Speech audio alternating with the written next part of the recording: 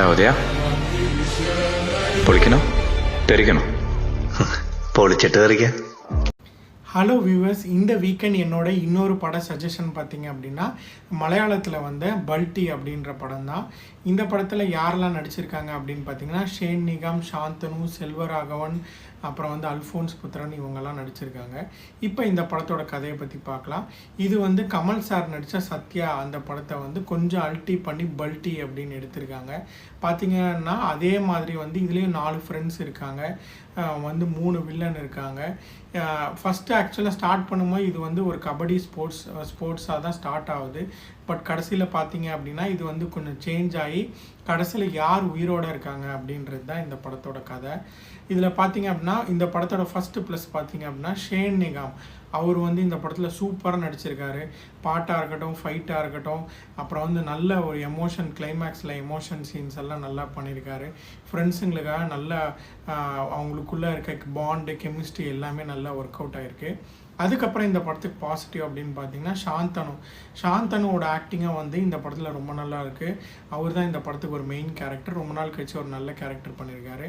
அதுக்கப்புறம் இந்த படத்துக்கு பாசிட்டிவ் அப்படின்னு பார்த்தீங்கன்னா செல்வராகவன் ஒரு படத்தில் வந்து எப்படி ஹீரோ ஒரு முக்கியமான கேரக்டரோ அது மாதிரி வில்லனும் நல்ல கேரக்டர் அமைஞ்சாதான் அந்த படம் வந்து நல்லா வரும். இதில் வந்து பார்த்தீங்க அப்படின்னா செல்வராகவனுக்கு வந்து ஒரு நல்ல கேரக்டர், ரொம்ப நாள் கழிச்சு ஒரு நல்ல வில்லனை பார்த்த மாதிரி இருந்தது.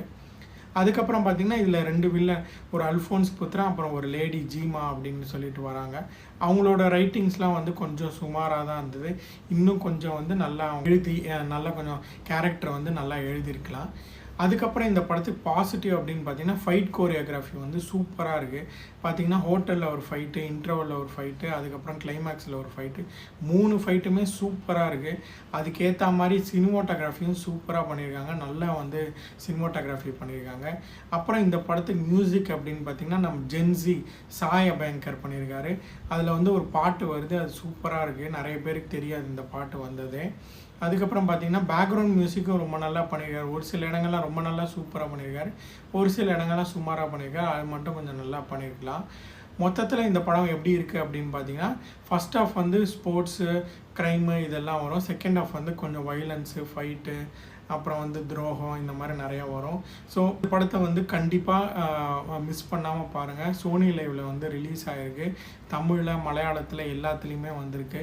கண்டிப்பாக இந்த வீக்கெண்ட் வந்து மிஸ் பண்ணாமல் இந்த படத்தை பாருங்கள்.